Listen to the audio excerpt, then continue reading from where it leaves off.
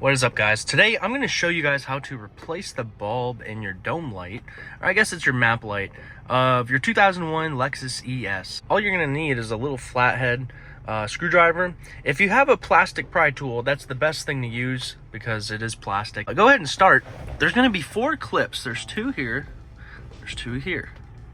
Now these 2 back clips kind of insert in, but these are the ones that you're going to release, and this whole thing's just going to drop down.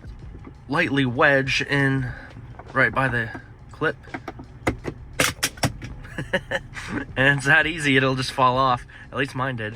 Then you're gonna have your little bulb here, kind of held in by a clamp. Just one of these. You're not really supposed to touch the actual glass piece, but so anyways, I'm gonna put the bulb description, or I mean the bulb in the description, so if you want to go get one, I'll put the part number and where you can get them.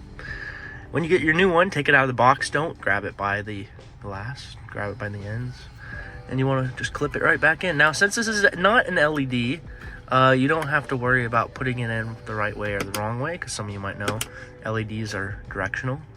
But yeah, make sure it works. If you guys want LEDs, I'll put a link for that in the description as well. I had one, in fact, no, I don't still have it in there, but I had one, but I just changed my mind. Anyways, you're gonna get your little piece. The 2 little circles go over the map light, just like that.